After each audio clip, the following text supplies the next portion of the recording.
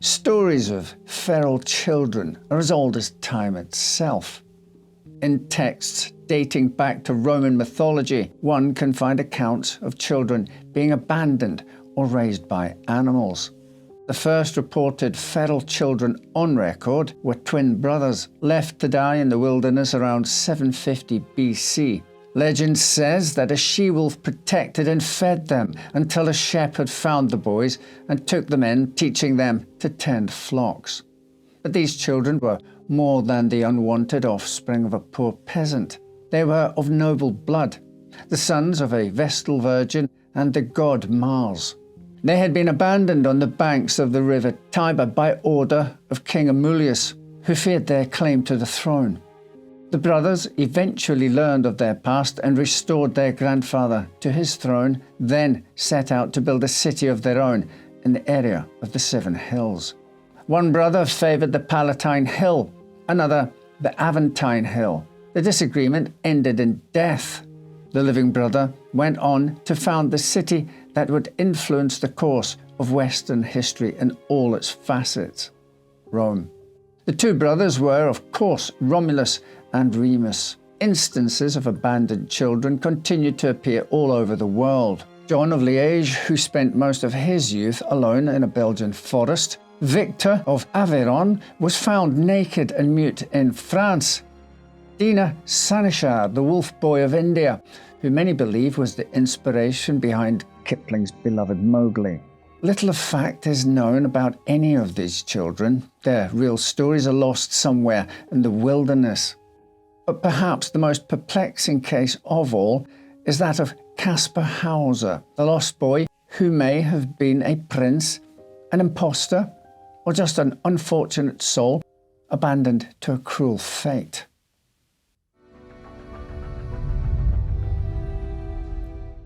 On May the 26th, 1828, a teenage boy wandered into the public square in Nuremberg, Germany. It would not have been an event to draw much attention, save for his unusual tattered clothing, lurching walk, and the letters he clasped in his hand. One was addressed to the captain of the 4th Squadron of the 6th Cavalry Regiment, Captain von Wessenig. That was enough to get the young man, who said his name was Kaspar Hauser, led to the captain by a kindly shoemaker. Upon meeting the captain, Hauser could only repeat, "I want to be a cavalryman, as my father was, and horse, horse." The boy answered all questions with "don't know." Wessenig's concerns were not eased by the letter the dishevelled lad had brought him either. The missive was written by a labourer who claimed the boy had been left in his care on October the 7th, 1812, with the instructions to teach him reading, writing, and the Christian religion in close confinement. According to Hauser's caretaker, the time had come to allow the boy to leave and start a military career. The letter finished with the author explaining it would cost me my neck to escort Hauser to the city himself. Deeply troubled by both the contents of the letter and the perplexing young man in front of him, Wessenig took both to the local police. Hauser's second letter, apparently written by his mother to his caretaker, claimed that her son had been born on April the 30th, 1812, and that the boy's father had died and she could not care for him. She wished him to become a horseman like his father. By all accounts, it appeared as if the boy had been abandoned by his mother to the care of an unknown keeper. Police noted that Hauser behaved as if he were a child, walking in toddler's short, unsure steps, as if he were just learning what his feet and legs were capable of. But he was of sound mind, and though he didn't speak freely, he could parrot words and phrases, leaving officials confident he was not, as they so eloquently put it, an idiot. Hauser had a small vocabulary, consisting mainly of words referring to horses. Though bruised from his journey to town, his feet were as soft as the palm of a hand, as though he had never before walked in shoes. Unsure what else to do, the police detained Hauser as a vagrant. For the next 2 months, the boy was visited by many who sought to unravel the mystery of his origins. The mayor claimed he was making progress, but few agreed. Kaspar could not share anything but his name and refused all food and drink except bread and water. He appeared repulsed by meat and vegetables and ate wildly with no evidence of manners. When he was brought a lighted candle, he stared in amazement at the tiny flame before reaching to grab it and burning his hand. Similarly, he was bewildered by his reflection in a mirror, repeatedly trying to touch the figure in the glass. It seemed clear to the authorities that Hauser must have been feral for most of his life and had raised himself. Sure now that no parent would come forward to claim the strange child, he was made a ward of the city and taken into the custody of Friedrich Daumer, a schoolmaster, poet and philosopher who taught him how to read and write. Hauser also revealed a talent for drawing and sketching elaborate images. As his trust and mind expanded, he shared more about his life before appearing in Nuremberg. The boy claimed that for as long as he remembered, he had lived entirely alone in a darkened cell with only a straw bed and 3 carved wooden toys. Hauser said he awoke each morning to rye bread and water beside his bed, which sometimes tasted bitter and caused him to fall into a deep sleep. Following these slumbers, Kaspar claimed he would discover his straw had been changed and his hair and nails cut. Shortly before his release, a man came to visit him, never revealing his face. The man taught him to write his name, walk, and say a few phrases. His tale of cruel solitary confinement gained international attention amid rumours that the boy was of royal heritage. Others claim he was a clever impostor seeking fame and fortune. Both stories were fed further by the events of October 17, 1829, when the youth was found in the cellar of Daumer's home, bleeding from a wound on his forehead. Hauser claimed he had been attacked in the privy by a hooded man who threatened him, "You still have to die ere you leave the city of Nuremberg." The voice, Hauser claimed, belonged to the man who had brought him to the outskirts of the city. Following the trail of blood, officials were able to ascertain that Hauser had at first fled to his room on the first floor, then gone downstairs and climbed through a trap door into the cellar. That he had not sought aid from his caretaker alarmed police, and they transferred him to the care of a municipal authority. Those who believed Hauser to be of noble blood claimed the attack as proof someone in power was seeking to keep him quiet. Those who thought the boy a clever impostor purported he had inflicted the wound upon himself, dumped the weapon in his room, and then hid in the cellar.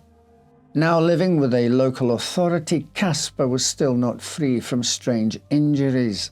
On April 3rd, 1830, a pistol shot sounded in the young man's room, and he was found bleeding from a wound on the right side of his head. Once recovered, he claimed that he had climbed up on a chair to get some books when the chair slipped beneath him. Trying to find a handhold, Hauser accidentally grabbed a pistol hanging on the wall, but some did not buy this story. The pistol accident happened shortly after an argument with his new caretaker, who accused the boy of lying.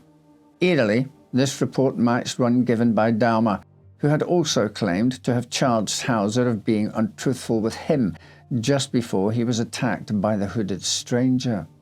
But there were still plenty of interested parties who believed Hauser to be either a secret prince or at worst a traumatized young man who had been a victim of abuse his entire young life. One such supporter was Lord Stanhope, a British nobleman who gained custody of Hauser in 1831, planning to take the boy with him upon his return to England. He was deeply invested in the boy's background and spent considerable time and money trying to prove his origins. He even took Hauser twice to Hungary after the young man seemed to remember some Hungarian words, and had once said he thought the Hungarian Countess Matheny had been his mother, following a dream about being in the company of an elaborately dressed woman in an enormous castle. But the boy didn't recognize anything familiar on his trips to Hungary, and a complete failure of the expeditions left Stanhope unsure of his ward's legitimacy. Frustrated and feeling deceived, Stanhope sent Hauser to Ansbach under the care of a schoolmaster named Meyer. Though Stanhope continued to pay for Kaspar's living expenses, he never returned for his charge and returned to England alone. Under Meyer's care, Hauser again met disapproval. The schoolmaster found the young man deceitful and untrustworthy and sent him to work as a copyist in a local law office. He began to grow depressed and despondent when he realized that Stanhope was not returning for him. He and Meyer quarreled about the topic, and several days later, Hauser burst into the schoolmaster's home with a deep wound in his left breast. He claimed he had been stabbed by a stranger who had lured him to a park. He attempted to lead Meyer to the spot, but collapsed along the way. Unlike his previous injuries, this one would prove fatal, with Hauser passing away amid incoherent babbling about writing and a purse. Local authorities found a purse and penciled note written in mirror writing at the spot the boy claimed to have been stabbed. But many were still unconvinced the fatal wound had been dealt by anyone other than Hauser himself. The note read, "Hauser will be able to tell you quite precisely how I look and from where I am. To save Hauser the effort, I want to tell you myself from where I come. I come from the Bavarian border, on the river. I will even tell you the name, M-L-O. It contained spelling and grammatical errors Hauser himself often made and was folded in a triangle, the same way Meyer claimed his ward was fond of. Kaspar Hauser was buried in the city cemetery in Ansbach with a headstone that read, "Here lies Kaspar Hauser, riddle of his time. His birth was unknown, his death mysterious, 1833.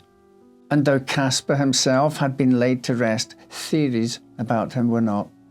A medical practitioner present at his autopsy reported abnormalities in the brain that some would later claim were indicative of epilepsy. Other forensic examiners claimed the wound could have easily been self-inflicted, which led to rumours that it was a possible bid to renew interest in his story or convince Stanhope to take him to England as promised.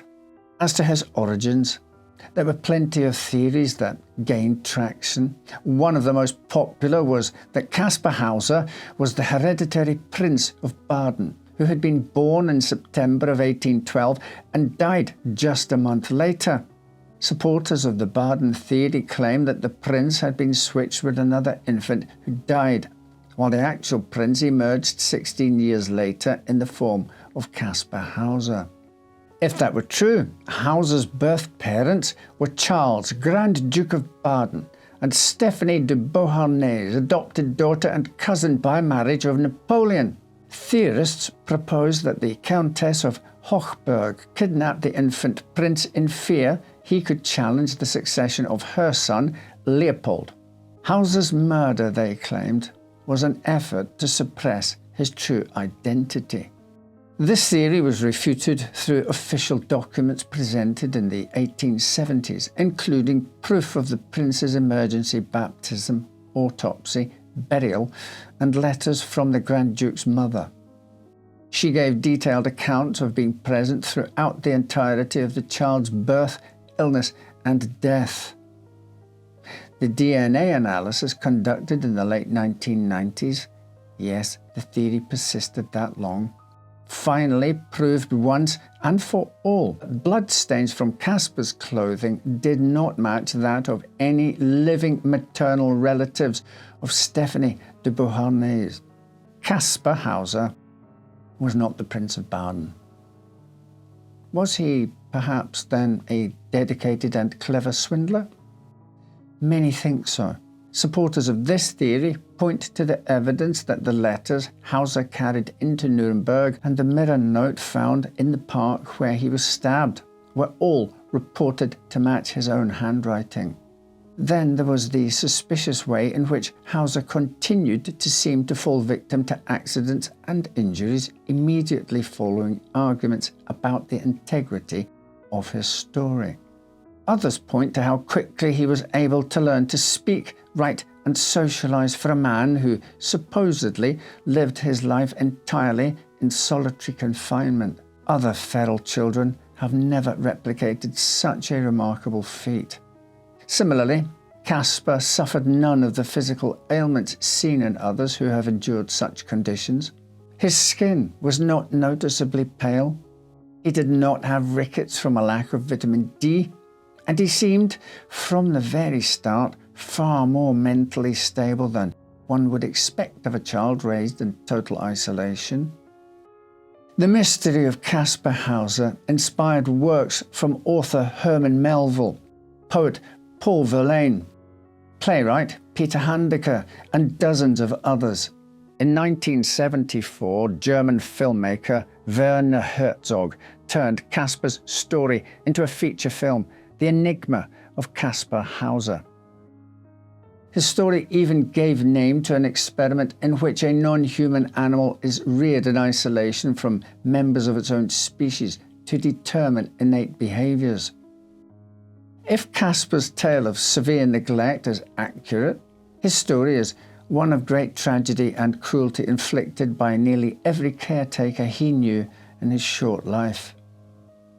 If, more likely, his tale is one of carefully crafted cunning to become famous, it worked better than Kaspar Hauser could ever have imagined. Thank you for watching, and actually thank you to our patrons. I rarely, if ever, mention the Patreon page, but for those who have signed up and support us, I say thank you. Right then, take care, and I'll see you next time with another story to make you say, well, I never.